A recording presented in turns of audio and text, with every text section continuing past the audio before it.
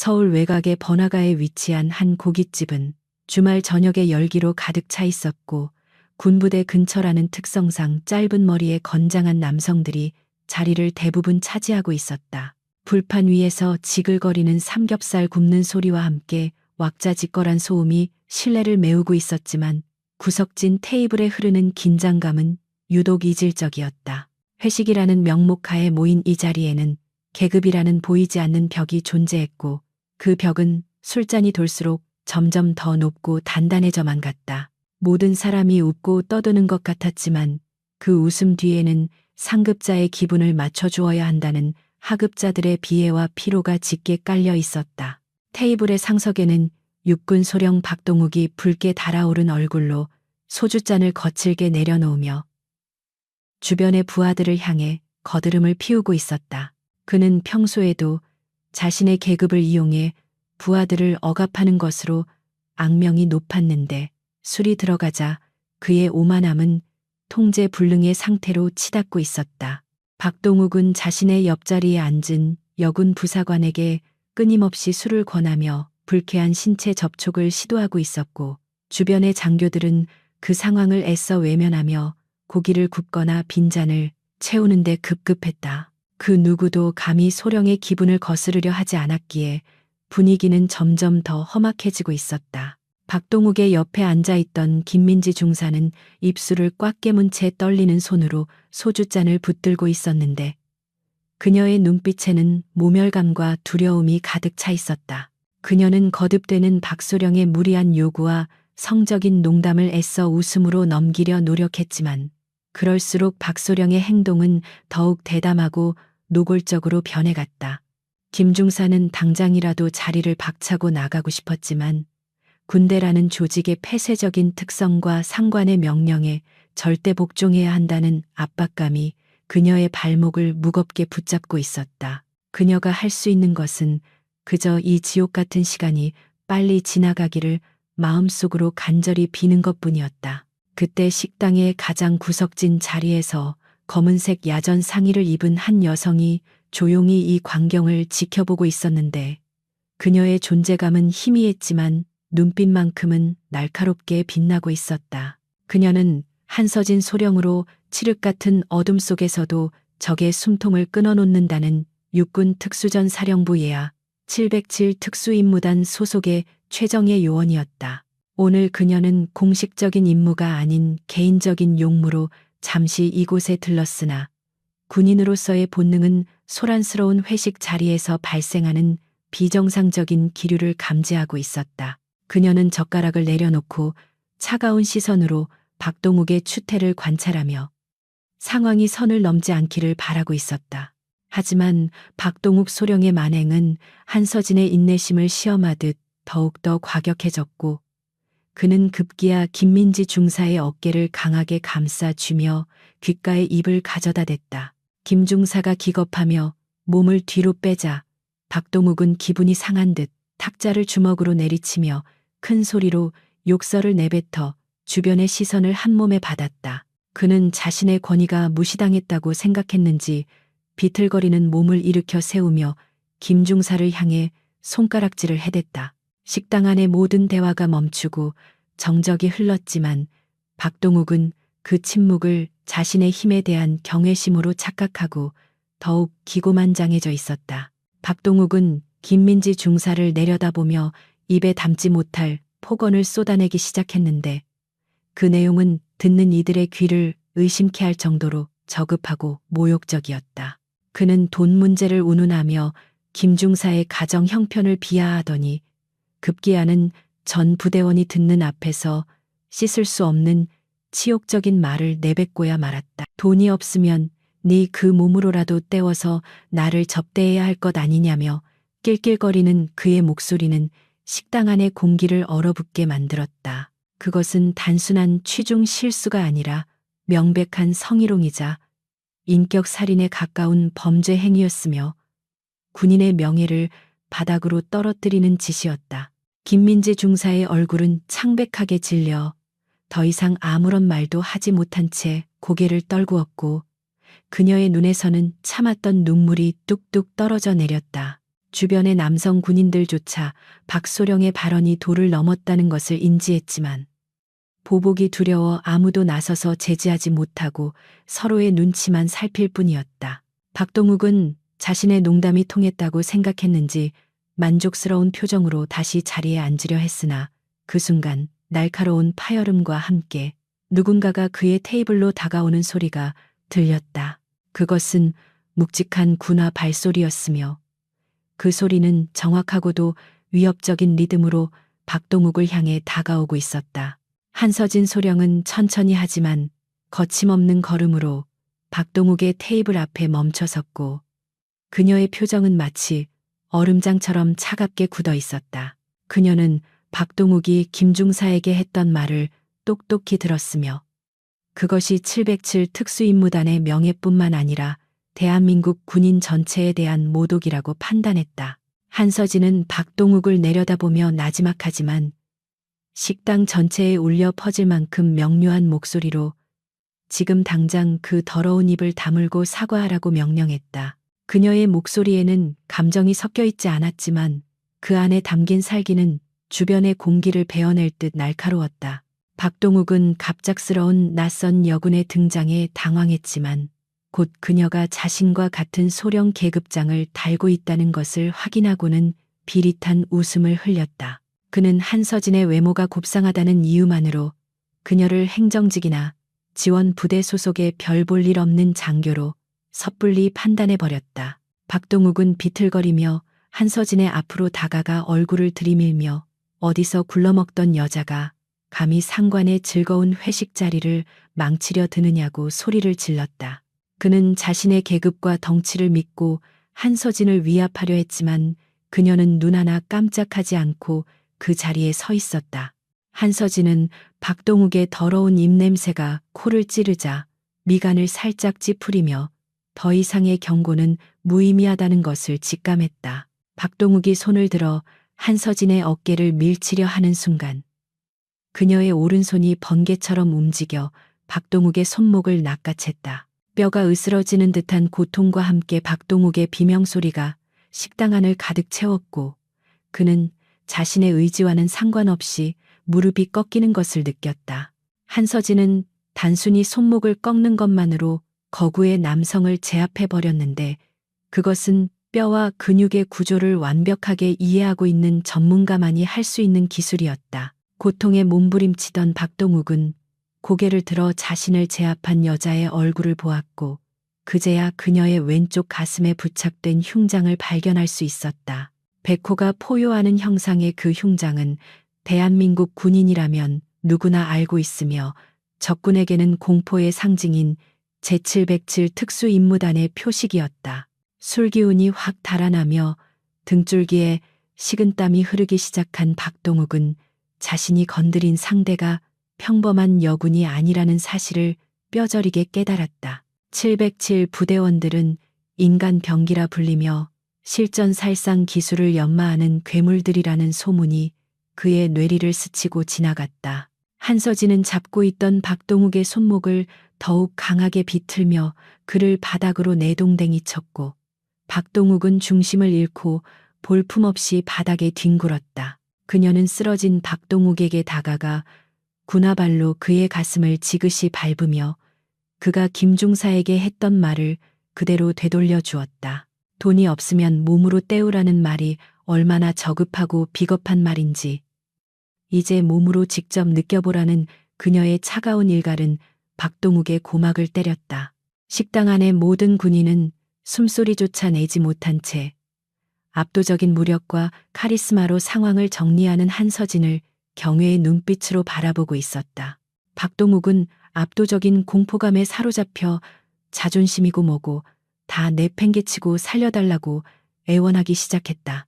그는 방금 전까지 보여주었던 오만함은 온데간데 없이 바닥을 기며 한서진의 군화발에 매달려 비굴한 모습을 보였다. 대한민국 최정예 부대의 장교가 자신을 죽일 수도 있다는 본능적인 공포가 그를 지배했고 그는 자신이 저지른 실수가 얼마나 치명적인지 뼛속 깊이 후회하고 있었다. 한서진은 그런 박동욱을 벌레 보듯 내려다보며 그가 김중사에게 무릎 꿇고 진심으로 사죄할 때까지 그 발을 치우지 않았다. 김민지 중사는 눈앞에서 벌어진 믿기 힘든 광경에 눈물을 멈추고 멍하니 한서진을 바라보고 있었는데 그녀에게 한서진은 마치 구원자처럼 보였다.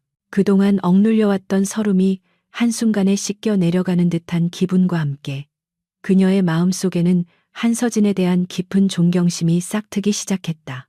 한서진은 겁에 질린 박동욱의 머리채를 잡아 김중사의 방향으로 억지로 돌리며 지금 당장 목소리를 높여 사과하라고 명령했다. 식당 안에는 박동욱의 떨리는 사과 목소리만이 공허하게 울려 퍼졌고 그것은 오만한 자의 몰락을 알리는 서막에 불과했다. 사과가 끝나자 한서진은 밟고 있던 발을 거두고 온 매무새를 정리하며 박동욱에게 마지막 경고를 남겼다. 이번 일은 단순히 술자리에서의 실수로 넘어가지 않을 것이며 군법에 따라 엄중한 책임을 묻게 될 것이라는 그녀의 말은 빈말이 아니었다. 박동욱은 바닥에 엎드린 채 몸을 사시나무처럼 떨며 고개를 들지 못했고 그의 주변에 있던 부하들은 그제야 안도의 한숨을 내쉬며 상황을 수습하려 움직이기 시작했다. 한서진은 뒤도 돌아보지 않고 식당을 빠져나갔지만 그녀가 남기고 간 강렬한 인상은 그 자리에 있던 모든 사람의 뇌리에 깊이 박혔다. 식당 안의 정적은 폭풍이 지나간 후의 고요함이라기보다는 언제 터질지 모르는 시한폭탄을 안고 있는 듯한 불안한 침묵에 가까웠고 박동욱 소령의 거친 숨소리만이 그 공백을 위태롭게 메우고 있었다. 한서진 소령은 무릎 꿇은 박동욱을 내려다보며 차가운 눈빛을 거두지 않았는데 그녀의 시선은 마치 해부학자가 실험체를 관찰하듯 냉철하고도 집요하게 그의 내면 깊숙한 곳에 자리 잡은 비겁함을 파헤치고 있었다. 박동욱은 짓밟힌 자존심과 손목의 통증으로 인해 얼굴이 불그락 푸르락하게 변했지만 감히 고개를 들어 그녀의 눈을 마주칠 용기는 내지 못한 채 바닥에 무늬만 새고 있었다. 그는 지금 이 순간 자신이 살아남기 위해서는 죽은 듯이 엎드려 그녀의 분노가 가라앉기만을 기다리는 것 외에는 다른 방법이 없다는 것을 본능적으로 알고 있었다. 한서진은 천천히 허리를 숙여 박동욱의 귀에 나지막하게 속삭였는데 그 목소리는 주변 사람들에게는 들리지 않을 만큼 작았지만 박동욱의 뇌리에는 천둥 소리처럼 강렬하게 박혔다.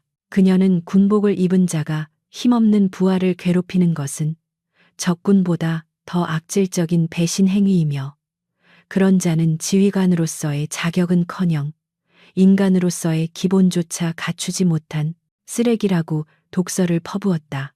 그녀의 말 한마디 한마디는 박동욱의 폐부를 찌르는 듯 날카로웠고 그는 수치심에 온몸을 떨며 주먹을 꽉 쥐었지만 차마 반박할 수는 없었다.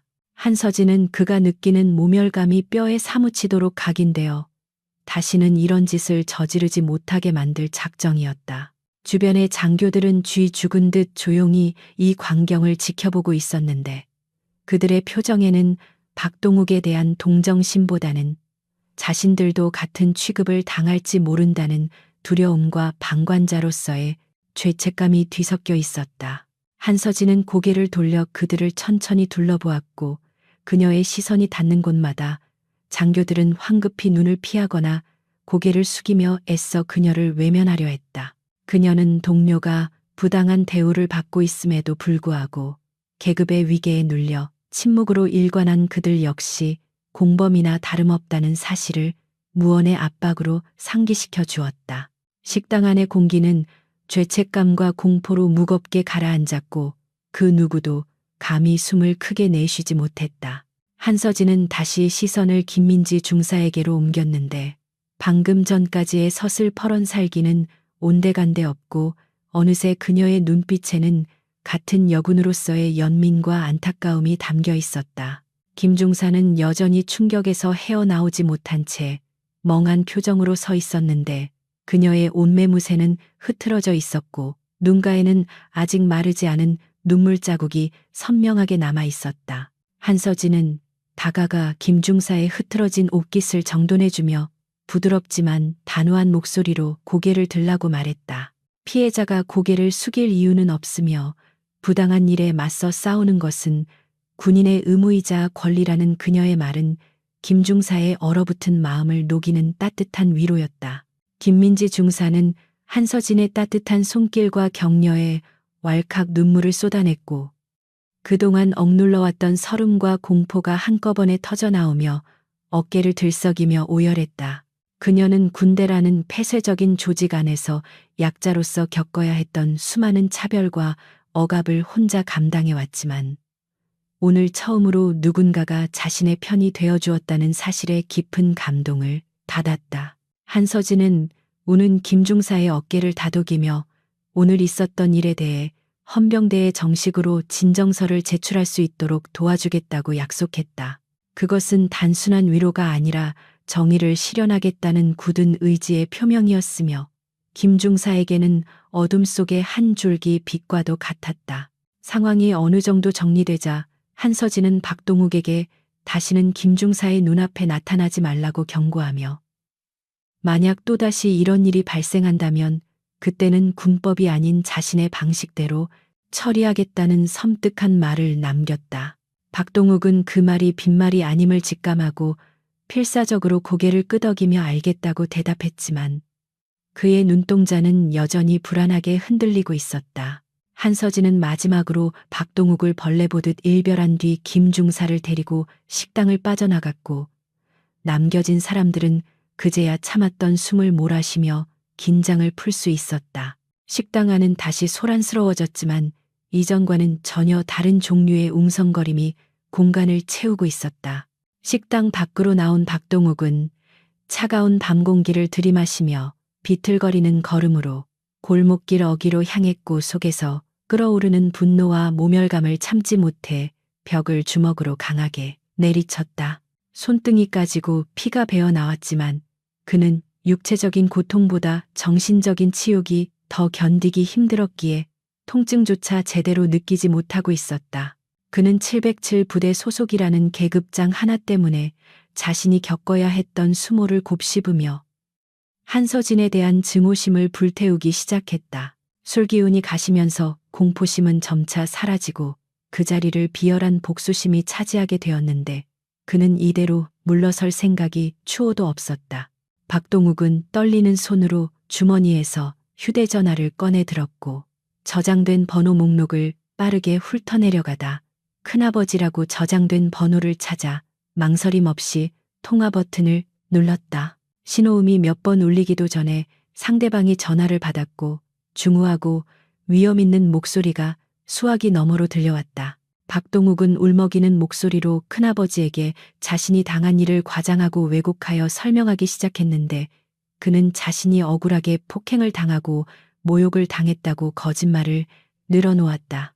그는 자신의 잘못은 철저히 숨기고 한서진이 술에 취해 난동을 부리며 자신을 구타했다고 주장하며 피해자 코스프레를 했다. 전화기 너머의 인물은 육군 본부 인사사령부에서 막강한 권력을 행사하고 있는 박진태 준장이었는데 그는 조카의 다급한 목소리에 미간을 찌푸리며 상황을 예의주시하고 있었다. 박 준장은 평소에도 조카인 박동욱을 끔찍이 아끼며 그의 뒤를 봐주고 있었는데 이번 일 역시 단순한 시비가 아님을 직감하고 있었다. 하지만 그는 진실 여부보다는 자신의 가문 사람이 망신을 당했다는 사실에 더 분노했고 감히 누가 내 조카를 건드렸는지 확인하려 들었다. 박동욱은 한서진의 소속과 이름을 대며 그녀를 사회적으로 매장시켜 달라고 애원했고 박준장은 알겠다며 짧게 대답하고 전화를 끊었다. 전화를 끊은 박동욱의 얼굴에는 비릿한 미소가 번졌는데 그것은 자신의 뒤에 든든한 배경이 있다는 안도감과 곧 닥쳐올 한서진의 불행을 예감하며 느끼는 희열이었다. 그는 자신이 가진 권력을 이용해 한서진을 짓밟고 김민지 중사까지 파멸시킬 계획을 머릿속으로 구상하며 사악한 상상의 나래를 펼쳤다. 그는 군대라는 조직이 얼마나 부패하고 권력에 약한지 누구보다 잘 알고 있었기에 자신의 승리를 확신하고 있었다. 한서진이 아무리 날고 기는 특수부대원이라 할지라도 거대한 권력의 힘 앞에서는 무력한 존재일 뿐이라고 그는 믿어 의심치 않았다. 한편 김민지 중사를 숙소까지 바래다 준 한서진은 자신의 차에 올라타 운전대를 잡았지만 시동을 걸지 않은 채 잠시 생각에 잠겼다. 그녀는 오늘 자신이 한 행동이 가져올 파장에 대해 냉정하게 분석하고 있었는데 박동욱 같은 인간은 절대로 자신의 잘못을 인정하지 않고 오히려 반격을 가해올 것이라는 것을 경험적으로 알고 있었다. 그녀는 차 창문을 내리고 밤하늘을 올려다보았는데 먹구름이 잔뜩 낀 하늘은 금방이라도 비가 쏟아질 듯 음산한 기운을 내뿜고 있었다. 그녀는 다가올 폭풍우를 예감하며 마음의 준비를 단단히 해야겠다고 다짐했다. 한서진의 예상대로 박진태 준장은 전화를 끊자마자 자신의 인맥을 총동원하여 한서진의 신상을 털고 그녀의 약점을 찾아내기 위해 은밀하게 움직이기 시작했다. 그는 군 내부의 정보망을 이용하여 한서진의 과거 기록과 근무 태도, 인간관계 등을 샅샅이 뒤졌지만 흠잡을 데 없는 그녀의 완벽한 이력에 오히려 당황할 수밖에 없었다. 하지만 그는 포기하지 않고 그녀를 모함할 수 있는 구실을 만들어내기 위해 부하들에게 조작된 보고서를 작성하라고 지시했다. 권력의 눈이 먼 자들은 진실을 덮고 거짓을 만들어내는데 거리낌이 없었으며 그들의 손끝에서 한서진은 졸지에 하극상을 저지른 문제아로 둔갑하고 있었다. 다음 날 아침 부대 내에는 간밤에 식당에서 있었던 일에 대한 소문이 걷잡을 수 없이 퍼져나가기 시작했는데 그 내용은 박동욱의 의도대로 교묘하게 왜곡되어 있었다. 사람들은 한서진 소령이 술에 취해 상관인 박소령에게 폭력을 행사했다며 수군거렸고 진실을 알고 있는 사람들은 보복이 두려워 입을 다물었다. 김민지 중사는 출근하자마자 따가운 시선과 마주해야 했고 동료들은 그녀를 피하거나 뒤에서 험담을 늘어놓으며 그녀를 고립시켰다. 거짓이 진실을 압도하고 가해자가 피해자가 되는 부조리한 현실 앞에서 김 중사는 다시금 절망의 도시로 빠져들고 있었다. 한서진은 부대에 출근하자마자 싸늘하게 변한 분위기를 감지했지만 전혀 동요하지 않고 평소와 다름없이 업무를 수행했다. 그녀는 자신을 향한 의혹의 눈초리를 무시하며 묵묵히 자신의 자리를 지켰지만 상부로부터 호출 명령이 떨어지는 것은 시간 문제라는 것을 알고 있었다. 그녀는 책상 서랍 깊숙한 곳에서 낡은 수첩 하나를 꺼내 들었는데 그곳에는 그동안 자신이 수집해온 군 내부 비리 관련 정보들이 암호처럼 적혀 있었다. 그녀는 이번 싸움이 단순히 개인적인 원한을 넘어 군 전체의 만연한 부패와의 전쟁이 될 것임을 직감하고 있었다. 오후가 되자 예상대로 한서진에게 감찰실 출석 요구서가 날아왔고 그 명목은 상관 폭행 및 품위 유지 위반이었다. 한서진은 씁쓸한 미소를 지으며 제복을 단정하게 고쳐 입고 자리에서 일어났는데 그녀의 발걸음에는 망설임이 없었다. 그녀는 감찰실로 향하는 복도를 걸으며 창밖을 내다보았는데 굵은 빗방울이 하나둘씩 떨어지기 시작하더니 이내 거센 장대비로 변해 세상을 적시고 있었다. 마치 하늘이 그녀가 걷게 될 고난의 길을 예고하는 듯했지만 그녀의 눈빛은 비바람에도 꺼지지 않는 불꽃처럼 강렬하게 타오르고 있었다. 감찰실 조사관은 박진태 준장의 사주를 받은 인물로 한서진을 범죄자 취급하며 강압적인 태도로 신문을 시작했다.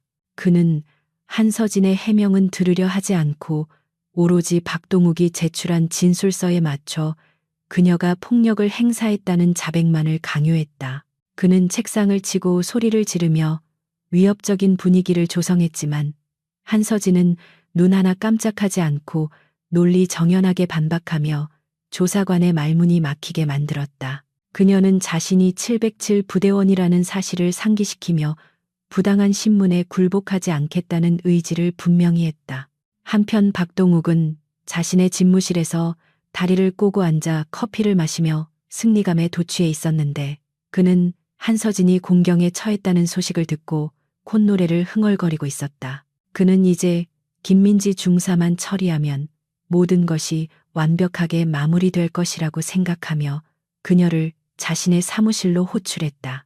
그는 김 중사에게 거짓 진술을 강요하며 만약 협조하지 않으면 군 생활을 못하게 만들겠다고 협박할 계획이었다. 악의 평범성이 드러나는 순간이었으며 권력을 쥔 자의 횡포는 끝을 모르고 폭주하고 있었다. 김민지 중사는 박동욱의 호출을 받고 공포에 질려 어쩔 줄 몰라 했지만 거부할 수 없는 명령에 이끌려 도살장에 끌려가는 소처럼 무거운 발걸음을 옮겼다. 그녀는 문 앞에 서서 심호흡을 하며 떨리는 손으로 노크를 했고 안에서 들려오는 박동욱의 목소리에 심장이 받칠 듯한 공포를 느꼈다. 하지만 그녀의 머릿속에는 어젯밤 한서진이 해주었던 격려의 말이 떠올랐고 그녀는 용기를 내어 문을 열고 안으로 들어갔다. 그녀는 더 이상 혼자가 아니라는 믿음을 가지고 박동욱의 부당한 요구에 맞서 싸우기로 결심했다. 조사를 마치고 나온 한서진은 빗속을 뚫고 자신의 사무실로 돌아오며 주머니 속에 휴대전화를 꽉 쥐었다. 그녀는 이제 더 이상 방어만 하고 있을 수는 없다고 판단하고 본격적인 반격을 준비하기 위해 옛 동료들에게 연락을 취하기로 했다. 그녀의 연락처 목록에는 현역에서 물러났지만 여전히 뛰어난 정보력과 실력을 갖춘 그림자 같은 존재들이 저장되어 있었다. 그녀는 그들에게 짧은 메시지를 전송하며 백호가 사냥을 시작한다는 신호를 보냈다. 빗줄기는 더욱 거세졌지만 그녀의 마음속 폭풍은 이제 막 시작되고 있었다. 며칠째 계속되는 장마비는 부대 전체를 무겁고 습한 공기로 짓누르고 있었고 그 우울한 날씨만큼이나 김민지 중사의 하루하루는 지옥과도 같았다. 박동욱 소령의 호출 이후 그녀에게 떨어지는 업무는 상식적인 수준을 넘어섰으며 그것은 명백히 그녀를 육체적 정신적으로 무너뜨리기 위한 고의적인 괴롭힘이었다. 그녀는 매일 밤늦게까지 홀로 남아 산더미처럼 쌓인 서류를 정리해야 했고 주말에도 쉬지 못하고 불려 나와 잡무를 처리해야만 했다. 부대원들은 그녀가 부당한 대우를 받고 있다는 것을 알면서도 박소령의 보복이 두려워 누구 하나 나서서 도와주려 하지 않았고 그녀는 철저하게 고립되어 갔다. 김중사는 식당에서도 혼자 밥을 먹어야 했고 복도에서 마주치는 동료들의 싸늘한 시선과 수군거림을 견뎌내야 했는데 그것은 마치 투명 인간 취급을 당하는 것보다 더 끔찍한 고통이었다. 박동욱은 틈만 나면 김중사를 불러내어 업무 성과가 미진하다며 인격적인 모독을 퍼부었고 다른 간부들이 보는 앞에서 그녀에게 얼차려를 부여하기도 했다.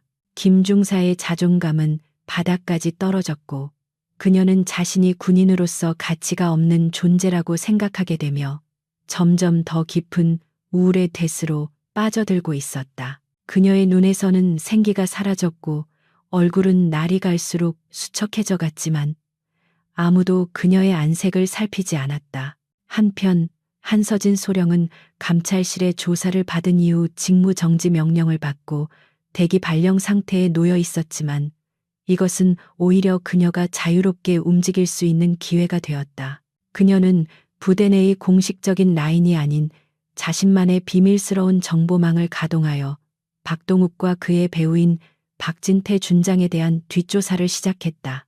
그녀는 박동욱이 단순히 성격이 나쁜 장교가 아니라 오랫동안 부대 내에서 조직적인 비리를 저질러 왔다는 심증을 굳히고 있었다.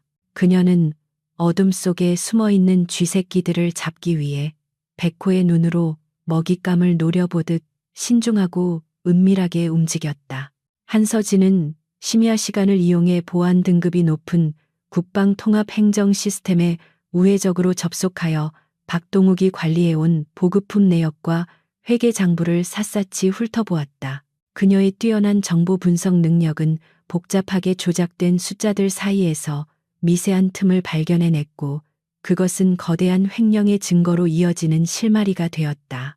박동욱은 군수품을 빼돌려 외부 업자에게 팔아넘기고 그 수익금을 박진태 준장에게 상납해온 정황이 포착되었는데 그 액수는 상상을 초월하는 규모였다. 이것은 단순한 개인의 일탈이 아니라 군 수뇌부까지 연루된 거대 비리 게이트의 꼴이었다. 더욱 충격적인 것은 박동욱이 관리하는 비공식 접대비 명목의 장부에서 발견된 수상한 지출 내역들과 특정 날짜마다 외부의 고급 유흥업소로 거액이 송금된 기록이었다. 한서진은 이 자금 흐름이 성상납과 연관되어 있을 가능성이 높다고 판단했고, 박동욱이 김민지 중사에게 했던 말이 단순한 희롱이 아니었음을 직감했다. 그는 자신의 권력을 이용해 힘없는 여군들을 고위 장성이나 유력 인사들에게 접대부로 내몰고 있었던 것이며, 김 중사 역시 그 희생양 중 하나로 지목되었던 것이다. 분노가 치밀어 올랐지만 한서진은 냉정함을 유지하며 결정적인 물증을 확보하기 위해 조사를 계속했다. 박진태 준장은 한서진이 징계를 받고 조용히 지내는 줄로만 알고 안심하고 있었지만, 박동욱은 왠지 모를 불안감을 떨쳐버릴 수가 없었다. 그는 한서진이 707 부대 출신이라는 점이 계속 마음에 걸렸고, 그녀가 조용히 있는 것이 폭풍 전야의 고요함처럼 느껴져 신경이 곤두서 있었다. 그는 자신의 신복들을 시켜 한서진의 동태를 감시하라고 지시했고, 김민지 중사에 대한 압박 수위를 더욱 높여 한서진이 섣불리 움직이지 못하도록 인질로 삼으려 했다. 그는 자신의 범죄 행위가 드러나는 순간 모든 것이 끝장이라는 것을 알기에 더욱 악랄하게 상황을 통제하려 들었다. 한날 밤 한서진은 자신의 숙소 문틈에 끼워져 있는 의문의 쪽지를 발견했는데, 거기에는 더 이상 파헤치지 말고 쥐 죽은 듯이 살라는 경고 문구가 적혀 있었다. 그것은 명백한 협박이었지만 한서진은 코웃음을 치며 그 쪽지를 갈기갈기 찢어 쓰레기통에 버렸다. 그녀에게 이런 유치한 위협은 오히려 적들이 두려움을 느끼고 있다는 반증으로 보였고, 그녀의 투쟁심을 더욱 불타오르게 만드는 기폭제가 되었다. 그녀는 책상 서랍에서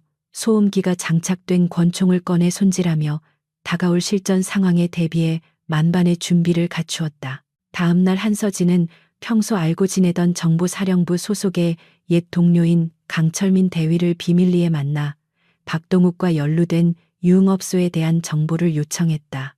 강 대위는 한서진의 부탁에 난색을 표했지만 그녀가 내민 증거 자료들을 보고 사태의 심각성을 인지한 뒤 협조를 약속했다. 그는 군 정보망에서도 접근이 제한된 민간 사찰 기록을 뒤져 해당 업소가 폭력 조직과 결탁하여 운영되고 있으며 군 고위 간부들이 자주 드나드는 아지트라는 사실을 확인해 주었다. 이로써 박동욱의 뒤에 폭력 조직이라는 무력 집단이 존재한다는 사실이 밝혀졌다. 한편 김민지 중사는 극한의 스트레스를 이기지 못하고 의무대를 찾았지만 군의관조차 박동욱의 눈치를 보며 그녀에게 꾀병을 부리지 말라고 면박을 주었다. 그녀는 진통제 몇 알을 받아 들고 나오며 차라리 죽어버리는 게 편하지 않을까 하는 극단적인 생각까지 하게 되었다. 그녀가 멍하니 빗속을 걷고 있을 때 우산도 쓰지 않은 채 그녀의 앞을 막아서는 사람이 있었는데 바로 한서진이었다. 한서진은 비에 젖은 김중사를 말없이 안아주며 조금만 더 버티라고, 이제 곧 모든 것이 끝날 것이라고 귓가에 속삭여 주었다. 한서진의 따뜻한 품 안에서 김중사는 다시 한번 삶의 의지를 다잡았고, 그녀는 한서진이 자신을 위해 거대한 악과 싸우고 있다는 사실에 무한한 신뢰를 보냈다. 한서진은 김중사를 안전한 곳으로 피신시켜야겠다고 판단하고 자신의 믿을 수 있는 지인에게 그녀를 부탁하기로 결정했다. 그녀는 김중사에게 당분간 병가를 내고 부대를 떠나 있으라고 지시했고, 김중사는 한서진의 계획에 따르기로 했다. 이것은 김중사를 보호하는 동시에 박동욱의 인지를 제거하여 한서진이 자유롭게 움직일 수 있도록 만드는 전략적인 선택이었다. 김중사가 병가를 내고 사라지자 박동욱은 당황하여 길길이 날뛰었고, 그는 이것이 한서진의 소행임을 직감하고 분노를 참지 못했다. 그는 한서진이 자신의 통제 범위를 벗어나 독자적으로 움직이고 있다는 사실에 위기감을 느꼈고 이제는 단순히 경고로 끝낼 단계가 아니라고 판단했다. 그는 박진태 준장에게 연락하여 한서진을 물리적으로 제거해야 할 필요성을 제기했고 박 준장 역시 꼬리가 밟히기 전에 후안을 없애는 것이 낫다고 동의했다. 그들은 군인이 아닌 외부의 청부업자들을 고용하여 사고사로 위장해 한서진을 처리하라는 살인 지시를 내렸다. 한서진은 강철민 대위로부터 결정적인 제보를 받았는데 그것은 박동욱이 관리하는 비밀 장부가 보관된 금고의 위치와 그곳을 지키는 경비 병력에 대한 정보였다. 그 장소는 부대 인근의 폐쇄된 공장 단지 내에 위치한 위장 물류 창고였으며 그곳은 사실상 범죄 조직의 소굴이나 다름없었다. 한서진은 이 장부를 확보하는 것이 박진태 준장과 박동욱을 한 번에 무너뜨릴 수 있는 스모킹건이 될 것이라고 확신했다. 그녀는 오늘 밤 비가 쏟아지는 틈을 타 단독으로 그곳에 잠입하여 장부를 탈취할 계획을 세웠다. 어둠이 짙게 깔린 밤 한서진은 검은색 전술 복장을 갖춰 입고 숙소를 나섰는데 그녀의 움직임은 그림자처럼 은밀하고 신속했다. 그녀는 쏟아지는 빗소리에 발자국 소리를 감추며 목표 지점으로 향했고 그녀의 눈빛은 사냥감을 노리는 맹수처럼 번뜩였다. 하지만 그녀는 자신을 미행하는 또 다른 그림자들이 있다는 것을 눈치채고 있었는데 그들은 박동욱이 고용한 청부업자들이었다. 한서진은 입가에 차가운 미소를 지으며 그들을 인적 없는 골목길로 유인하기 시작했다. 골목길 깊숙한 곳으로 들어서자 미행하던 자들이 모습을 드러냈는데 그들은 쇠파이프와 강목을 든 건장한 남성들로 대략 5명 정도였다. 그들은 한서진이 막다른 길에 몰렸다고 생각하고 비웃음을 흘리며 다가왔지만 그것은 그들의 치명적인 오판이었다. 한서진은 천천히 뒤를 돌아 그들을 마주 보았고 빗물에 젖은 그녀의 머리카락 사이로 드러난 눈동자는 공포를 모르고 있었다. 그녀는 오히려 이들이 자신의 몸을 풀기에 딱 좋은 상대라고 생각하며 전투태세를 갖추었다. 리더로 보이는 사내가 거친 욕설과 함께 쇠파이프를 휘두르며 달려들었지만 한서진은 가볍게 몸을 틀어 공격을 피하고 동시에 상대의 명치를 가격했다. 억소리와 함께 사내가 쓰러지자 나머지 일당들이 고함을 지르며 한꺼번에 덤벼들었다. 좁은 골목길에서 벌어진 난투극이었지만 한서진의 움직임은 군더더기 없이 깔끔했고 그녀의 타격은 정확하게 상대의 급소를 노렸다. 빗줄기 속에서 뼈가 부러지는 소리와 비명 소리가 뒤섞여 울려 퍼졌지만 빗소리에 묻혀 밖으로 새어나가지는 않았다. 한서진은 순식간에 5명의 남성을 제압하고 바닥에 쓰러진 리더의 멱살을 잡아 벽으로 밀어붙였다. 그녀는 누가 사주했는지 물을 필요도 없었지만 확인 차원에서 그를 신문했고 공포에 질린 사내는 박동욱 소령의 이름을 실토했다. 한서진은 그를 기절시켜 경찰서 앞에 던져두기로 하고 다시 어둠 속으로 몸을 숨겼다. 이제 그녀의 목표는 분명해졌고 그녀의 발걸음은 망설임 없이 비밀 장부가 있는 물류 창고를 향하고 있었다. 비밀 물류 창고 주변은 삼엄한 경비가 펼쳐져 있었지만 한서진에게는 뚫지 못할 요새란 존재하지 않았다. 그녀는 감시 카메라의 사각지대를 파악하고 경비원들의 순찰 패턴을 분석하여 침투 경로를 머릿속으로 그려보았다. 그녀는 빗물을 타고 흐르는 유령처럼 철조망을 넘고 컨테이너 박스 사이를 이동하여 건물 내부로 진입하는데 성공했다. 내부의 공기는 탁했고 곰팡이 냄새와 함께 범죄의 악취가 진동하고 있었다. 한서진은 마침내 금고가 있는 사무실 앞에 도착했지만 문은 굳게 잠겨 있었고 안에서는 인기척이 들려왔다. 그녀는 문에 귀를 대고 안의 소리에 집중했는데 뜻밖에도 그곳에는 박동욱의 목소리가 들리고 있었다. 그는 누군가와 통화를 하며 한서진을 처리했냐고 묻고 있었고 일이 틀어졌다는 보고를 받았는지 고함을 지르며 물건을 집어던졌다. 한서진은 문고리를 잡으며 깊은 숨을 들이마셨고 이제 놈과의 정면 승부가 시작될 것임을 직감했다. 한서진은 망설임 없이 문고리를 돌린 뒤 어깨로 문을 강하게 밀어젖혔고 낡은 경첩이 비명을 지르며 문이 활짝 열렸다. 사무실 안에는 박동욱 소령과 험상무는 인상의 사내 두 명이 있었는데 그들은 갑작스러운 침입자에 당황하여 눈이 휘둥그레졌다. 박동욱은 한서진의 얼굴을 확인하자마자 비명을 지르며 뒷걸음질 쳤고 그의 손에 들려있던 수화기가 바닥으로 떨어지며 둔탁한 소리를 냈다. 그는 마치 귀신이라도 본 듯 사색이 되어 경호원들에게 저 여자를 당장 죽여버리라고 고래고래 소리를 질렀다.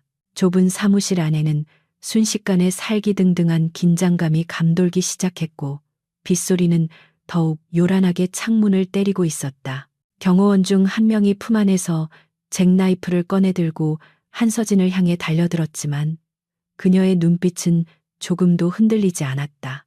그녀는 상대의 찌르기 공격을 간발의 차로 피하며 동시에 그의 팔목을 잡아채 반대 방향으로 꺾어버렸다. 뼈가 부러지는 끔찍한 소리와 함께 사내의 입에서 단말마 같은 비명이 터져 나왔지만 한서진은 공격을 멈추지 않았다. 그녀는 고통에 몸부림치는 사내의 명치를 무릎으로 가격하여 그를 단숨에 무력화시켰고 그 모든 동작은 불과 3초도 걸리지 않을 만큼 신속하고 정확했다. 바닥에 쓰러진 사내는 거품을 물고 기절했고 남은 한 명의 경호원은 공포에 질려 뒷걸음질 쳤다. 박동욱은 이 틈을 타 책상 위에 놓인 서류 가방을 챙길 새도 없이 사무실 뒷문으로 도망치기 시작했다. 한서진은 그를 쫓으려 했지만 남은 경호원이 거대한 몸집을 날려 그녀의 앞을 가로막았다. 그는 전직 특수부대 출신 용병으로 보였는데 묵직한 주먹을 휘두르며 필사적으로 저항했다. 한서진은 그의 주먹을 위빙으로 피하며 상대의 허점을 노렸지만 좁은 공간과 집기들 때문에 움직임에 제약이 있었다. 그녀는 책상 위에 재떨이를 집어 상대의 안면을 강타했고 그가 주춤하는 사이로 기구로 무릎 관절을 파괴해버렸다. 거구의 사내가 무너져 내리자 한서진은 지체 없이 뒷문을 박차고 나갔다. 밖으로 나오자 억수같이 쏟아지는 장대비가 시야를 가렸고 차가운 빗물이 온몸을 적시며 체온을 빼앗아갔다. 한서진은 빗속을 뚫고 멀어지는 검은색 세단의 미등을 발견했지만 이미 거리가 너무 벌어져 도보로 추격하는 것은 불가능해 보였다. 박동욱은 그녀의 소나귀에서 벗어났지만 한서진은 포기하지 않고 주변을 빠르게 스캔했다. 그때 공장 구석의 컨테이너 박스 뒤로 황급히 몸을 숨기는 또 다른 인기척이 느껴졌는데 그는 아까 사무실에 없었던 제3의 인물, 즉 박동욱의 비자금을 관리하는 회계 담당자가 분명했다. 한서진은 박동욱을 놓친 대신 놈의 돈줄을 쥐고 있는 핵심 증인을 확보하기로 목표를 수정했다. 회계 담당자는 미로처럼 쌓인 컨테이너 박스 사이를 정신없이 뛰어다니며 도주로를 찾고 있었지만 그는 자신이 707 부대원에게 쫓기고 있다는 사실을 알지 못했다. 한서진은 빗소리에 발소리를 감추며 사냥감을 몰아가는 늑대처럼 은밀하게 그를 추적했다. 그녀는 컨테이너 위로 뛰어올라 높은 곳에서 아래를 내려다보며 도망자의 동선을 파악했고 그가 막다른 길로 향하고 있음을 확인했다. 번개가 번쩍이며 세상을 하얗게 밝힌 순간 회계 담당자는 자신의 앞에 우뚝 서 있는 검은 그림자를 발견하고 자리에 주저앉았다. 비에 젖은 한서진의 모습은 마치 지옥에서 온 사자처럼 공포스러웠다. 사내는 살려달라고 빌며 손을 비벼댔지만 한서진은 차가운 표정으로 그에게 다가가 멱살을 잡고 일으켜 세웠다. 그녀는 박동욱이 어디로 도망쳤는지 그리고 그 비밀 장부의 원본이 어디에 있는지 물었지만 사내는 입을 다물며 고개를 저었다. 한서진은 그를 컨테이너 벽으로 거칠게 밀어붙이며 주머니에서 단검을 꺼내 그의 목덜미에 들이댔다. 차가운 금속의 감촉에 사내는 비명을 질렀고 한서진은 지금 당장 불지 않으면 이 비가 그치기 전에 내 목숨이 먼저 끊어질 것이라고 나지막하게 경고했다. 그녀의 눈빛은 진심이었고 사내는 오줌을 지릴 만큼 극심한 공포를 느꼈다. 결국 사내는 박동욱이 안전가옥이라 불리는 별장으로 도망쳤으며 그곳에 진짜 장부와 현금이 보관되어 있다고 실토했다. 또한 그는 박동욱이 단순히 도망친 것이 아니라 김민지 중사를 납치하여 인질로 삼을 계획을 세우고 있다는 충격적인 사실까지 털어놓았다. 한서진의 눈동자가 분노로 일렁였고 그녀는 박동욱이 넘지 말아야 할 선을 넘었다는 것을 깨달았다. 그녀는 사내를 기절시킨 뒤 미리 준비해둔 케이블 타이로 손발을 묶어 경찰에게 익명으로 신고할 수 있는 위치에 숨겨두었다. 이제 시간은 그녀의 편이 아니었고 일각이 여삼추였다. 한서진은 다시 사무실로 돌아와 박동욱이 미처 챙기지 못한 컴퓨터 하드디스크와 책상 서랍에 남아있던 서류 뭉치를 챙겨 방수 가방에 담았다. 이것들만으로도 박동욱을 횡령 혐의로 기소하기에는 충분했지만 김민지 중사의 안전을 담보할 수는 없었다. 그녀는 빗물과 땀으로 범벅이 된 머리카락을 쓸어 넘기며 심호흡을 했고 떨리는 손을 진정시켰다. 박동욱이라는 괴물을 만든 것은 군대라는 조직의 방관이었지만 그 괴물을 처단하는 것은 오롯이 자신의 몫이었다. 그녀는 이 싸움을 끝내기 위해 자신의 모든 것을 걸어야만 했다. 한서진은 자신의 차량에 탑승하여 시동을 걸었고 엔진 소리가 빗소리를 뚫고 힘차게 울려 퍼졌다. 그녀는 내비게이션의 회계 담당자가 말한 별장의 주소를 입력했는데 그곳은 인적이 드문 산속 깊은 곳에 위치해 있었다. 빗길 운전은 위험천만했지만 한서진은 속도계의 바늘을 한계까지 끌어올리며 어둠 속을 질주했다.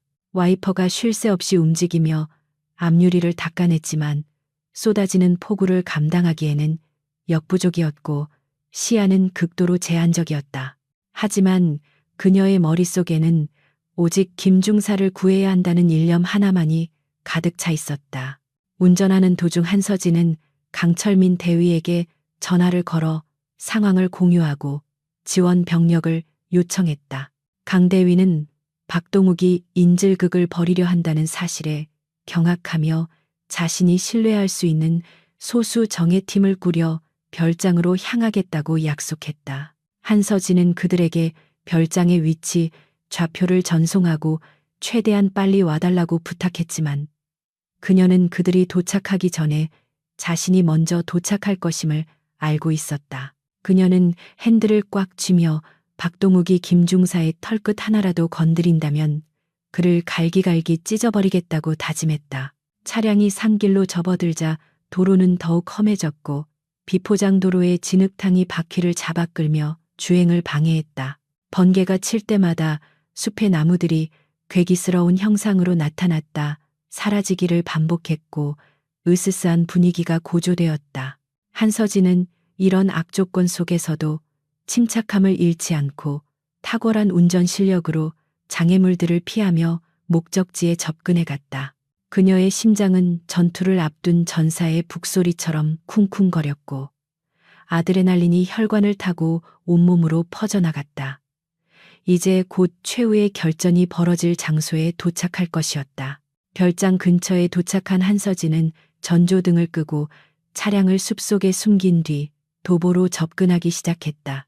별장은 높은 담벼락으로 둘러싸여 있었고 곳곳에 감시 카메라와 조명이 설치되어 있어 요새를 방불케 했다.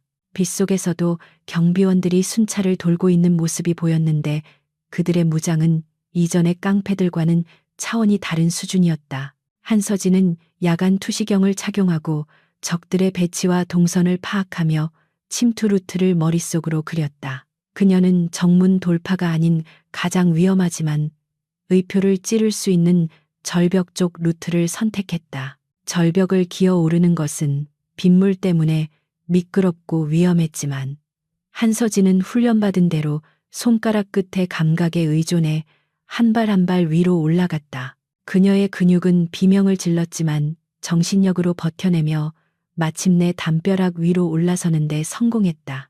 아래를 내려다보자 넓은 정원과 화려한 별장 건물이 한눈에 들어왔고 거실 창문을 통해 박동욱의 모습이 희미하게 보였다. 그는 소파에 앉아 초조한 듯 술을 마시고 있었고 그 옆에는 손발이 묶인 채 바닥에 쓰러져 있는 김민지 중사의 모습이 보였다. 그 장면을 본 순간 한서진의 이성은 끊어졌고 오직 파괴 본능만이 남았다. 한서진은 담벼락에서 뛰어내려 정원의 조경수 뒤로 몸을 숨겼고 순찰을 돌던 경비원이 가까이 다가오기를 기다렸다. 경비원이 그녀의 은신처 앞을 지나가는 순간 한서진은 어둠 속에서 튀어나와 그의 입을 틀어막고 목을 졸라 기절시켰다. 그녀는 경비원을 덤불 속에 숨기고 그의 무전기와 무기를 탈취하여 자신의 장비를 보강했다. 이제 그녀는 유령이 되어 별장 안의 적들을 하나씩 제거해 나갈 것이며 그 누구도 그녀의 존재를 눈치채지 못할 것이었다. 빗줄기는 점점 가늘어지고 있었지만 한서진의 살기는 오히려 더욱 짙어지고 있었다. 그녀는 별장의 뒷문으로 접근하여 잠금 장치를 해제하고 내부로 진입하는 데 성공했다. 복도에는 정막만이 감돌고 있었지만 그 끝에는 박동욱이 있는 거실이 있었고 그곳은 곧 피비린내 나는 전장이 될 운명이었다. 한서진은 권총을 들어 확인 사살 준비를 마치고 천천히 아주 천천히 거실을 향해 발걸음을 옮겼다. 그녀의 그림자가 복도 벽을 타고 길게 늘어졌고 그것은 악인들에게 내리는 죽음의 선고와도 같았다. 거실 문 앞에 다다른 한서진은 안에서 들려오는 박동욱의 목소리를 들을 수 있었다. 그는 전화기에 대고 소리를 지르고 있었는데 아마도 박진태 준장에게 상황을 보고하고 도움을 요청하는 듯했다. 그 미친 여자가 여기까지 쫓아왔을 리가 없습니다. 제가 확실히 처리하겠습니다. 그의 목소리에는 허세가 가득했지만 그 이면에는 짙은 공포가 깔려 있었다.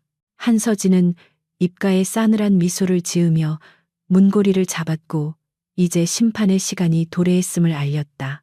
한서진은 문을 열기 직전 심호흡을 하며 자신의 내면을 들여다보았다.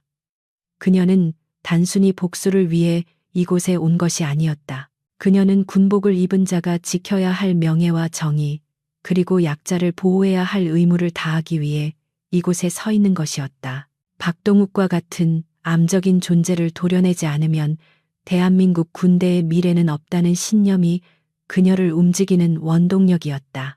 그녀는 눈을 번쩍 뜨고 문을 박차고 들어갔고 거실 안의 모든 시선이 그녀에게 집중되었다.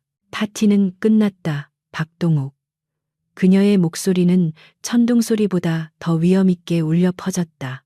거실의 육중한 마호가니 문이 굉음과 함께 박살나며 열리자 실내에 흐르던 팽팽한 긴장감은 순식간에 공포로 뒤바뀌어 폭발했다. 한서진 소령은 깨진 문틈 사이로 유령처럼 미끄러져 들어왔고 그녀의 손에 들린 권총은 이미 전방을 향해 정확하게 조준되어 있었다.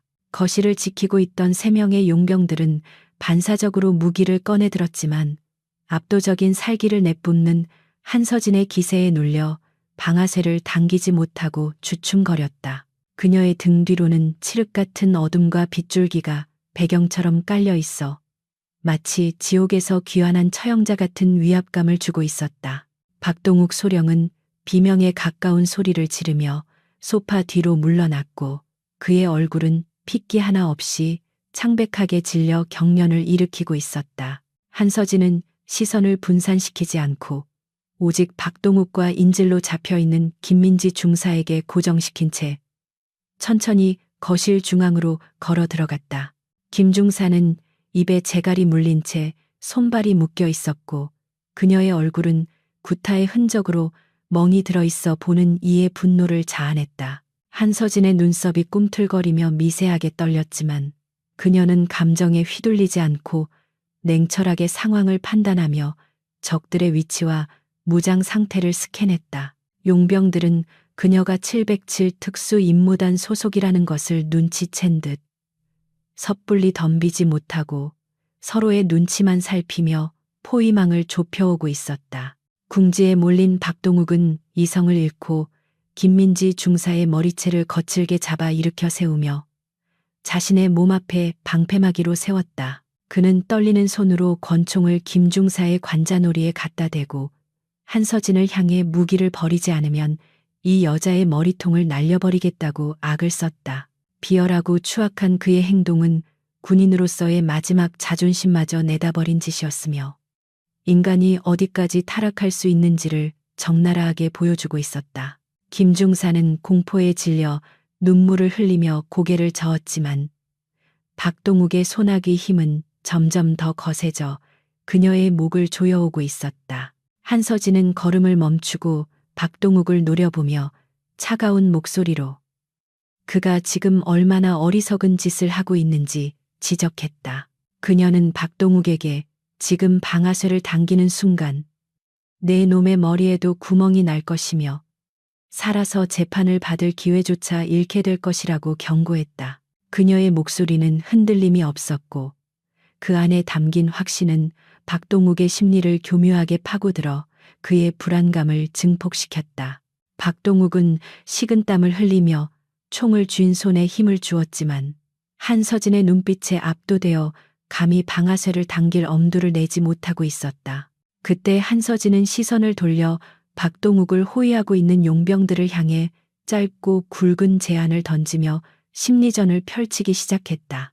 그녀는 너희들이 받고 있는 돈이 얼마인지는 모르겠지만 죽은 뒤에는 아무 소용이 없다며 지금 무기를 버리고 물러나면 목숨만은 살려주겠다고 회유했다. 또한 박동욱은 이미 끝난 목숨이며 범죄자 옹호 혐의로 함께 파멸할 것인지 아니면 현명한 선택을 할 것인지 결정하라고 압박했다. 용병들은 동요하기 시작했고 그들의 눈빛은 박동욱과 한서진 사이를 오가며 계산을 하느라 바쁘게 움직였다. 박동욱은 용병들이 흔들리는 것을 눈치채고 돈을 2배 아니 3배로 주겠으니 당장 전현을 죽이라고 고래고래 소리를 질렀다. 하지만 이미 전세는 기울기 시작했고 용병들은 목숨을 걸고 707 요원과 싸우는 것이 수지타산에 맞지 않는다는 것을 본능적으로 알고 있었다. 그들 중 리더격인 사내가 천천히 총구를 내리며 뒷걸음질 치자 나머지 2명도 슬금슬금 뒤로 물러나기 시작했다. 돈으로 맺어진 충성심은 위기 상황에서 가장 먼저 무너지는 모래성과도 같았으며 박동욱은 순식간에 고립무원의 처지가 되었다. 용병들이 전의를 상실하자 박동욱은 극도의 공포감에 사로잡혀 김중사를 더욱 강하게 끌어안으며 뒷문 쪽으로 질질 끌고 가려 했다. 한서진은 그 틈을 놓치지 않고 손에 들고 있던 섬광탄의 핀을 뽑아 박동욱의 시야가 닿지 않는 사각지대로 던져 넣었다. 눈부신 백색의 섬광과 함께 귀를 찢는 듯한 폭음이 터지자 박동욱은 반사적으로 눈을 감으며 비명을 질렀고 김중사를 잡고 있던 팔에 힘이 빠졌다. 그 찰나의 순간은 한서진에게 있어 영겁의 시간과도 같았고 그녀는 망설임 없이 바닥을 박차고 튀어나갔다. 한서진은 번개 같은 속도로 박동욱과의 거리를 좁히며 그의 오른손목을 정확하게 가격하여 권총을 떨어뜨리게 만들었다. 총이 바닥에 떨어지는 소리와 동시에 그녀는 박동욱의 턱을 올려치고 복부에 강력한 니킥을 꽂아 넣으며 그를 완전히 제압했다. 박동욱은 억소리도 내지 못한 채 거품을 물고 바닥에 쓰러졌고 고통에 몸부림치며 웅크린 채 일어나지 못했다. 한서진은 쓰러진 박동욱을 확인한 뒤 재빨리 김민지 중사에게 다가가 그녀를 감싸 안으며 안전을 확인했다. 김민지 중사는 긴장이 풀리자 다리에 힘이 풀려 주저앉으며 한서진의 품에 안겨 오열하기 시작했다. 한서진은 떨고 있는 김중사의 등을 토닥이며 입에 물린 재갈을 풀어주고 묶인 손발을 풀어주며 이제 모든 것이 끝났다고 안심시켰다.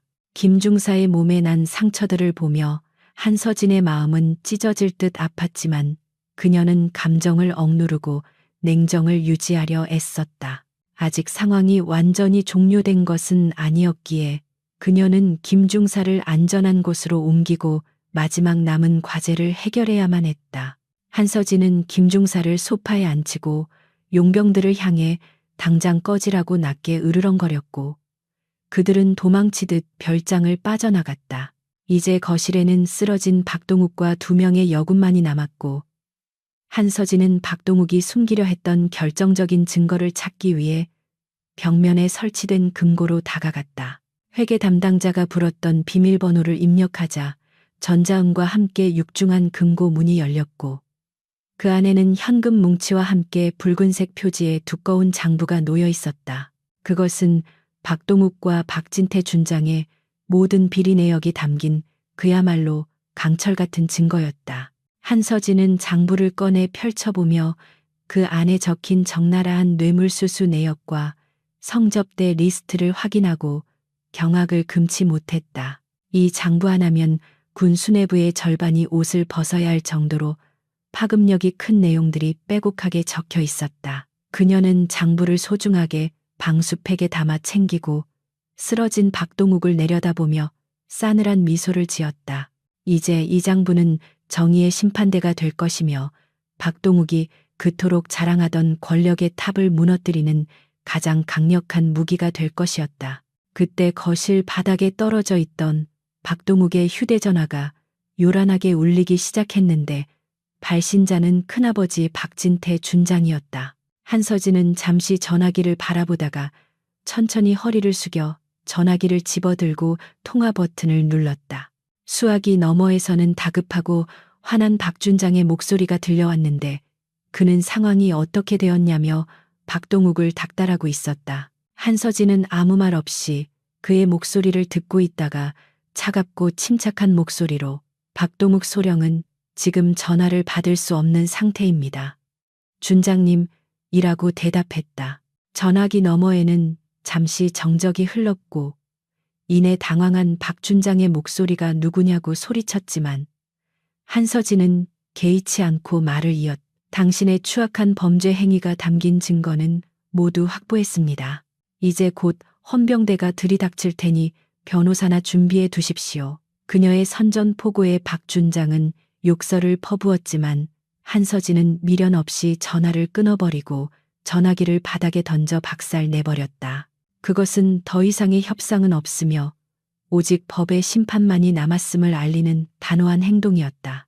멀리서 희미하게 사이렌 소리가 들려오기 시작하더니 점차 가까워지며 별장 주변을 에워싸기 시작했다. 그것은 경찰차가 아닌 강철민 대위가 이끄는 정보사 요원들과 헌병대의 차량들이 내는 소리였다.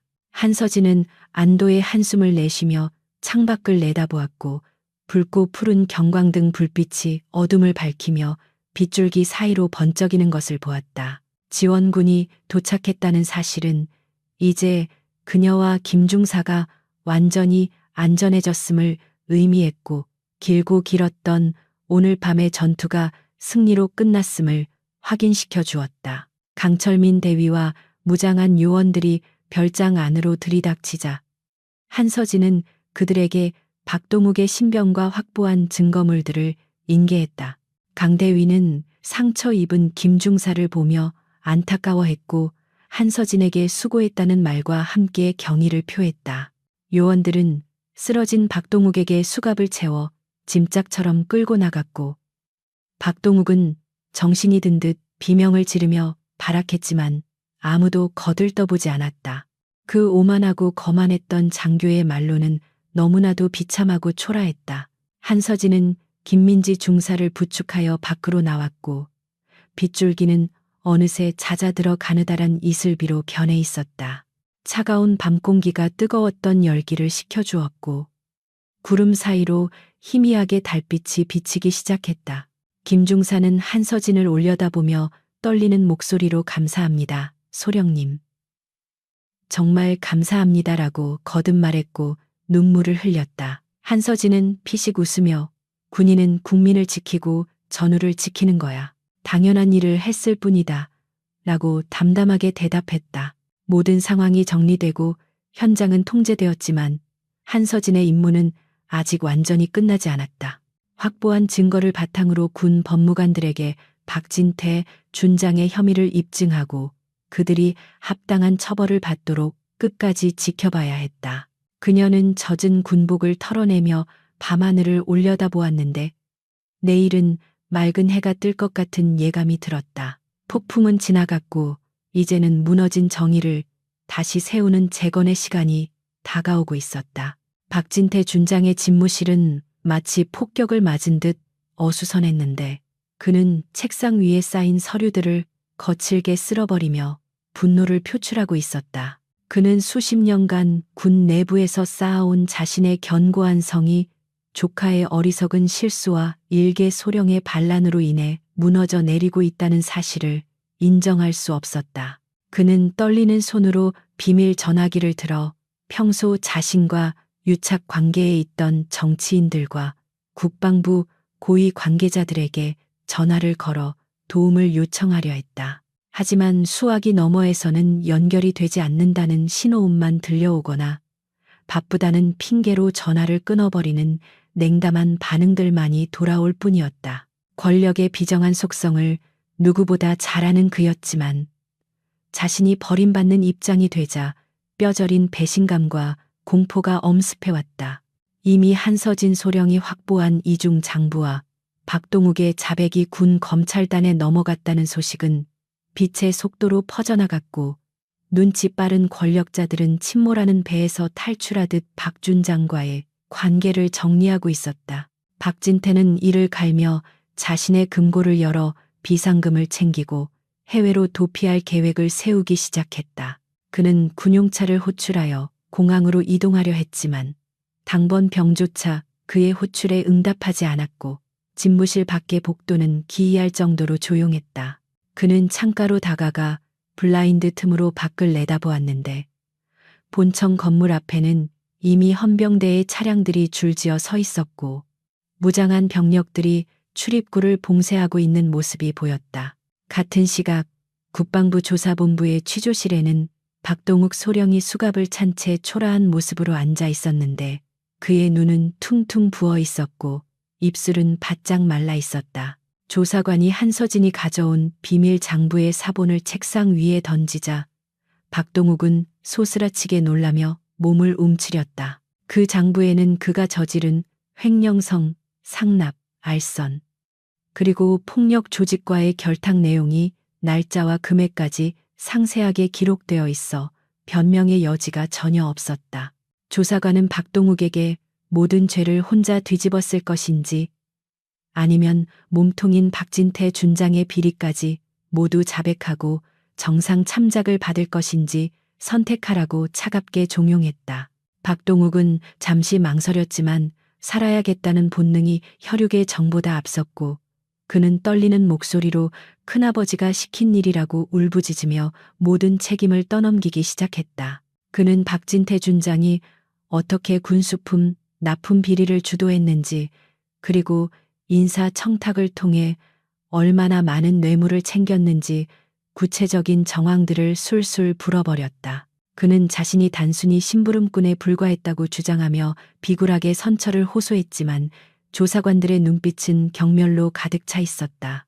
한때 부대 내에서 무소불위의 권력을 휘두르던 오만한 장교의 모습은 온데간데 없고 오직 살기 위해 발버둥치는 비루한 인간만이 그 자리에 남아 있었다. 한서진 소령은 군 검찰단의 특별수사팀과 함께 박진태 준장의 체포영장을 집행하기 위해 그의 집무실로 향하고 있었는데 그녀의 발걸음은 그 어느 때보다 무겁고도 단호했다. 복도에서 마주치는 장교들과 병사들은 완전 무장한 수사관들과 그 선두에 선 한서진을 보며 길을 비켜주었고 경외와 두려움이 섞인 시선으로 그녀를 바라보았다. 그녀는 이번 일이 단순히 개인적인 복수가 아니라 썩은 환부를 도려내고 군의 기강을 바로 세우는 역사적인 순간임을 알고 있었다. 집무실 문 앞에 도달한 한서진은 잠시 호흡을 가다듬고 굳게 닫힌 문을 노려보았는데 문 너머에 있는 거학과의 마지막 대면을 준비했다. 수사관이 문을 박차고 들어가자 박진태 준장은 황급히 비밀 통로로 도망치려다 말고 멈칫하며 뒤를 돌아보았다. 그는 수사관들이 들이닥치자 짐짓 위험 있는 척하며 감히 별 2개가 달린 장군의 방에 허락도 없이 들어오냐고 호통을 쳤다. 하지만 수사관들은 아랑곳하지 않고 그에게 다가가 밀한다. 원칙을 고지하며 체포영장을 제시했고 박진태는 얼굴이 불그락푸르락해져서 씩씩거렸다. 그는 한서진을 발견하고는 손가락질을 하며 네가 감히 상관을 팔아넘기고 무사할 줄 아느냐고 저주를 퍼부었지만 그것은 패배자의 단말마에 불과했다. 한서진은 박진태 준장의 앞으로 천천히 걸어나와 정중하지만 서늘한 목소리로 군인의 명예를 팔아 사리사욕을 채운 당신은 더 이상 나의 상관이 아닙니다. 라고 일갈했다. 그녀의 눈빛은 흔들림이 없었고 그 기백에 눌린 박진태는 뒷걸음질치다 책상에 부딪혀 주저앉고 말았다. 그녀는 박진태의 어깨에 붙은 계급장을 바라보며 그것은 부하들을 지키라고 국가가 빌려준 권위이지 당신의 범죄를 덮으라고 준 면죄부가 아니라고 덧붙였다. 수사관들이 박진태의 양팔을 붙잡고 수갑을 채우자 철컥거리는 금속음이 집무실 안의 정적을 깨뜨렸고 거대한 권력의 탑은 그렇게 허무하게 무너져 내렸다. 박진태 준장이 연행되어 나가는 모습은 실시간으로 군 내부 방송망을 통해 전파되었고 이를 지켜보던 장병들은 충격과 함께 묘한 해방감을 느꼈다. 그동안 박진태와 박동욱 일당의 전횡에 숨죽여 지내던 피해자들은 서로를 끌어안으며 눈물을 흘렸고 정의가 아직 살아있다는 사실에 안도했다. 특히 박동욱에게 괴롭힘을 당했던 김민지 중사의 동료들은 환호성을 지르며 한서진의 이름을 연호했다. 군 수뇌부는 이번 사태의 파장을 최소화하기 위해 신속하게 공식 사과문을 발표하고 철저한 수사와 재발 방지를 약속해야만 했다. 한서진은 체포 작전이 끝난 후 병원에 입원해 있는 김민지 중사를 찾아갔는데 병실 문을 열자 김 중사는 침대에 앉아 창밖을 바라보고 있었다. 김 중사의 얼굴에 있던 멍은 아직 가시지 않았지만 표정은 한결 편안해 보였고 눈빛에는 다시 생기가 돌고 있었다. 한서진이 들어오자 김 중사는 밝은 미소를 지으며 일어나 격려를 하려 했지만 한서진은 손을 저어 그녀를 제지하고 침대에 편하게 앉게 했다. 한서진은 김 중사의 손을 잡으며 박진태와 박동욱이 모두 구속되었으며 이제 다시는 너를 괴롭히는 사람은 없을 것이라고 전해주었다. 김민지 중사는 한서진의 말에 다시 한번 눈시울을 붉히며 감사의 말을 전했는데 그녀는 자신이 군 생활을 포기하지 않도록 지켜준 한서진이 친언니처럼 느껴졌다. 그녀는 한서진에게 자신도 나중에 소령님처럼 강하고 정의로운 군인이 되어 약한 사람들을 지켜주겠다고 다짐했다. 한서진은 흐뭇한 표정으로 김중사의 머리를 쓰다듬으며 너는 이미 충분히 강하고 용감하다고 격려해 주었다. 두 여군은 서로를 마주보며 말없이 미소를 지었는데 그것은 전우애를 넘어선 깊은 유대감과 신뢰의 표현이었다. 며칠 후 언론에서는 군 내부의 대규모 비리 사건을 대서특필했고 박진태 준장과 박동욱 소령의 실명이 거론되며 사회적으로 큰 파장을 일으켰다. 국민들은 군의 부패에 분노하며 엄정한 처벌을 요구하는 시위를 벌였고 정부는 특별 검사를 임명하여 군 검찰과 합동 수사를 지시했다. 한서진 소령은 내부 고발자로서 언론의 주목을 받았지만 그녀는 일체 인터뷰에 응하지 않고 자신의 본분인 훈련에만 매진했다. 그녀는 영웅이 되기를 원한 것이 아니라 단지 군인으로서 해야 할 일을 했을 뿐이라는 신념을 지키고 있었다. 수사가 진행될수록 박진태 일당의 범죄 행각은 고구마 줄기처럼 엮여서 줄줄이 드러났고 연루된 고위 장교들과 민간 업자들이 줄소환되었다. 그들은 서로의 죄를 폭로하며 진흙탕 싸움을 벌였고 그 추악한 민낯이 낱낱이 공개되어 군 전체가 개혁의 도마 위에 올랐다. 한서진이 확보했던 강철 같은 증거인 비밀 장부는 이 모든 비리를 입증하는 스모킹건 역할을 톡톡히 해냈다. 법조계에서는 박진태와 박동욱에게 법정 최고형이 구형될 것이라고 전망했고 시민단체들은 이를 환영하는 성명을 발표했다. 한편 구치소에 수감된 박동욱은 독방에 갇혀 하루하루 말라가고 있었는데 그는 밤마다 악몽에 시달리며 잠을 이루지 못했다. 꿈속에서 그는 자신이 괴롭혔던 병사들과 부사관들이 나타나 자신을 손가락질하고 비웃는 환영을 보았고 그때마다 식은땀을 흘리며 깨어났다. 그는 면회를 온 가족들에게 울며 불며 꺼내달라고 애원했지만 가문에서조차 그를 버린 자식 취급하며 면회를 거부했다. 그는 철저하게 고립된 채 자신의 지난날을 후회했지만 이미 엎질러진 물이었고 되돌릴 수 있는 것은 아무것도 없었다. 군사법원의 공판 기일이 잡히자 한서진은 증인으로 출석하라는 통보를 받았고 그녀는 정복을 갖춰 입고 법정으로 향할 준비를 했다. 거울 앞에 선 그녀는 자신의 가슴에 달린 707 부대 흉장과 약장들을 바라보며 군복의 무게를 다시 한번 실감했다. 그녀는 법정에서 한치의 거짓도 없이 진실만을 말하여 죄인들이 합당한 대가를 치르게 할 것이라고 다짐했다. 그녀의 눈빛은 결연했고 표정은 비장했으며 그녀는 정의의 심판을 내리기 위한 마지막 전장에 나서는 전사의 모습 그대로였다. 법정으로 향하는 차 안에서 한서진은 창밖의 풍경을 바라보며 깊은 생각에 잠겼는데 비 온 뒤의 하늘은 유난히 맑고 푸르렀다. 그녀는 이번 사건을 계기로 군이 뼈를 깎는 고통을 감내하고 새롭게 태어나기를 간절히 바랐다. 그녀가 지키고 싶은 것은 단순히 국토가 아니라 그 안에 살고 있는 사람들의 존엄과 가치였으며 그것이 바로 진정한 안보라고 믿었다. 법원 앞에 도착하자 수많은 취재진이 몰려들어 플래시를 터뜨렸지만 한서진은 눈 하나 깜짝하지 않고 당당하게 법정 안으로 걸어 들어갔다.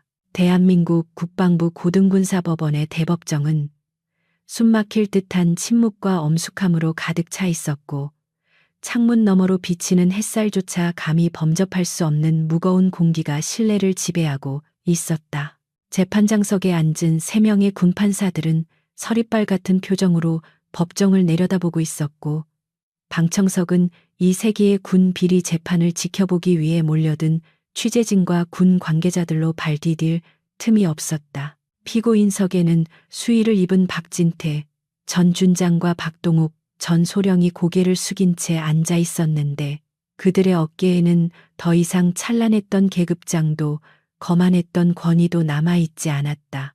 그들은 단지 자신의 죄를 심판받기 위해 기다리는 초라한 죄수들에 불과했으며 그 모습은 권불10년이라는 옛말을 뼈저리게 실감하게 했다.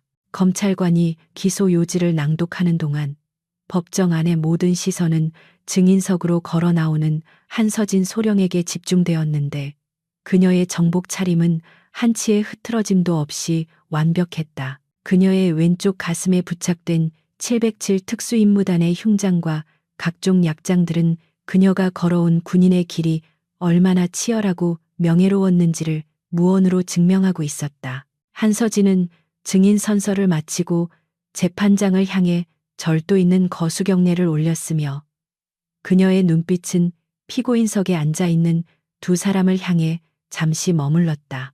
그녀의 표정에는 증오나 분노보다는 썩은 환부를 도려내야만 하는 의사의 비장함과 냉철함이 서려 있었다. 검찰관의 신문이 시작되자 한서진은 그날 밤 식당에서 있었던 일부터 별장에서의 체포작전까지의 과정을 명료하고 논리 정연하게 진술해 나갔다.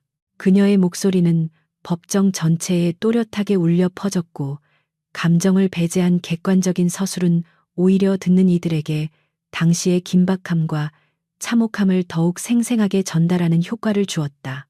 방청석에 앉아있던 사람들은 박동욱이 김민지 중사에게 가했던 언어폭력과 성희롱 발언이 낭독될 때마다 경악하며 탄식을 쏟아냈다.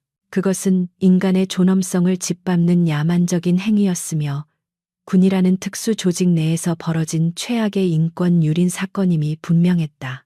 박진태 측 변호인은 어떻게든 한서진의 증언에 흠집을 내기 위해 그녀가 상관에게 하극상을 저질렀다는 점을 집요하게 파고들며 공격을 시도했다.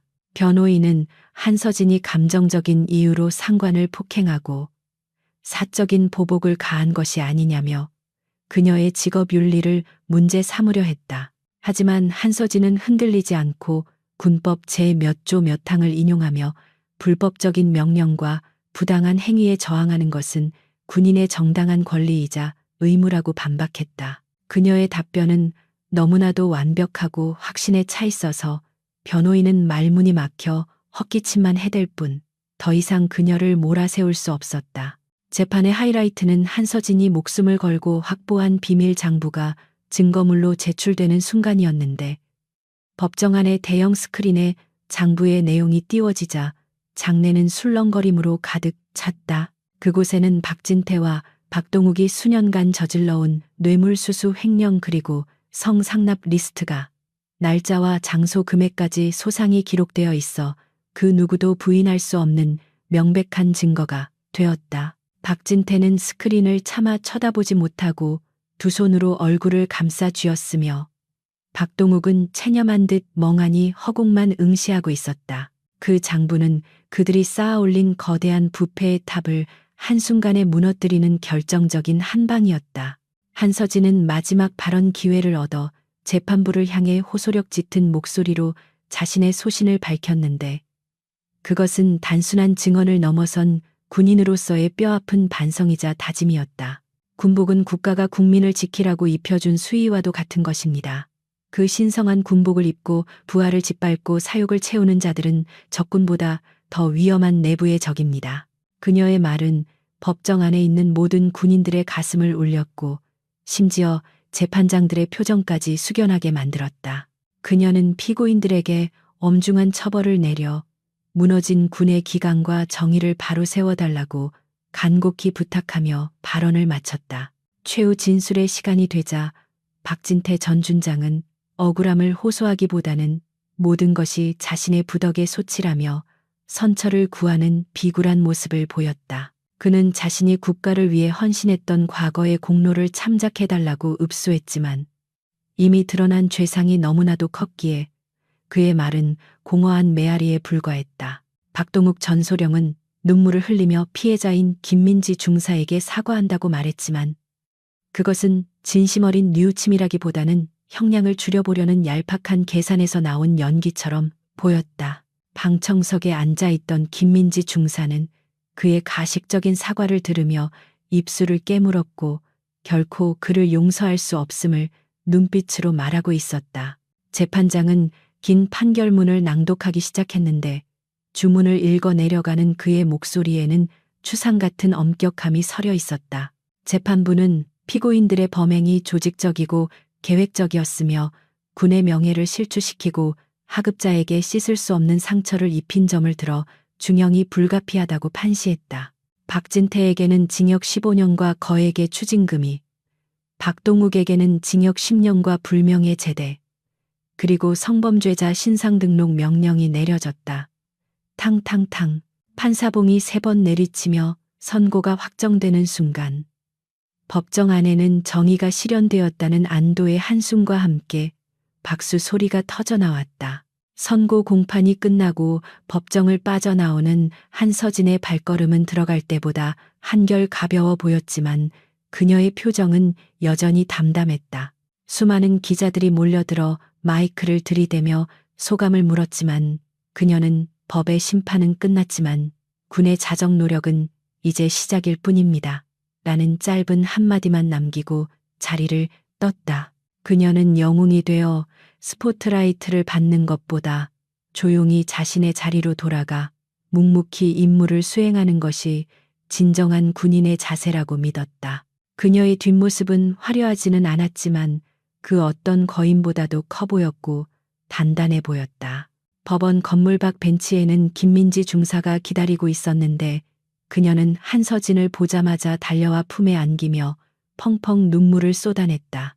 그것은 슬픔의 눈물이 아니라 그동안 억눌려왔던 고통과 두려움에서 해방된 기쁨의 눈물이었으며 자신을 지켜준 은인에 대한 감사의 눈물이었다. 한서진은 김중사의 등을 다독이며 이제 다 끝났어. 너는 더 이상 피해자가 아니라 자랑스러운 대한민국 육군 중사야. 라고 따뜻하게 위로해 주었다. 김중사는 한서진의 품에서 고개를 끄덕이며 다시는 약해지지 않겠다고 당신처럼 강한 군인이 되겠다고 다짐했다. 한서진은 김중사에게 복귀하면 힘들겠지만 당당하게 맞서라고 조언하며 자신이 언제나 뒤에서 지켜보고 있을 것이라고 약속했다. 그녀는 김중사의 어깨를 잡고 눈을 맞추며 누군가 너를 또다시 부당하게 대한다면 주저하지 말고 싸워라. 내 뒤에는 내가 그리고 법과 정의가 있다 라고 힘주어 말했다. 김중사의 눈빛은 이전과는 확연히 달라져 있었는데 거기에는 생존자의 강인함과 미래에 대한 희망이 빛나고 있었다. 두 사람은 굳은 악수를 나누며 헤어졌고 각자의 부대로 복귀하는 발걸음에는 힘이 실려 있었다. 며칠 뒤 한서진 소령은 707 특수임무단 영내의 사격장에서 실탄 사격 훈련을 하고 있었는데 표적지를 꿰뚫는 총성은 그녀의 복잡했던 심경을 정리해주는 듯했다. 그녀는 이번 사건을 겪으며 군인이라는 직업의 무게와 힘의 본질에 대해 다시 한번 깊이 성찰하게 되었다. 힘은 남을 지배하고 억압하는 수단이 아니라 소중한 것을 지키고 불의에 맞서는 도구여야 한다는 진리를 그녀는 몸소 실천으로 증명해 보였다. 탄피가 바닥에 떨어져 짤그랑거리는 소리는 그녀에게 있어 마음의 평화를 되찾아주는 청아한 음악과도 같았다. 훈련을 마친 한서진은 땀을 닦으며 연병장 벤치에 앉아 푸른 하늘을 올려다보았는데 가을 하늘은 높고 구름 한 점 없이 맑았다. 그녀는 문득 박동욱이 자신에게 했던 돈이 없으면 몸으로 때우라는 말을 떠올리며 씁쓸한 미소를 지었다.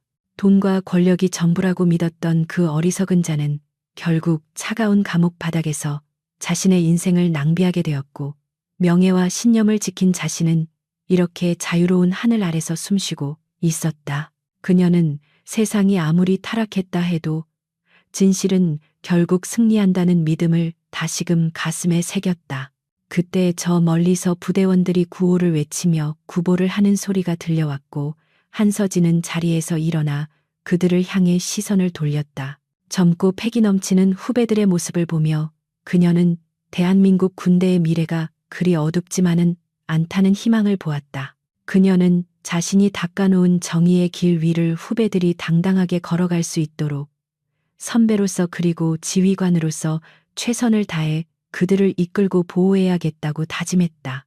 그녀에게는 아직 완수해야 할 임무가 많이 남아 있었고 그녀의 전투는 끝나지 않았다. 한서진은 다시 총을 집어들고 사로에 서서 표적을 조준했는데 그녀의 눈빛은 백호의 그것처럼 매섭고 날카롭게 빛났다. 그녀는 호흡을 멈추고 방아쇠에 손가락을 걸며 마음속으로 되뇌었다. 나는 707 특수임무단 소령 한서진이다. 내 눈앞에 불의는 없다. 탁 날카로운 총성과 함께 표적의 정중앙이 뚫렸고 그녀의 입가에는 옅은 미소가 번졌다. 그녀는 진정한 강함이란 무엇인지 아는 자였고 그녀의 전설은 이제 막 시작되었을 뿐이었다.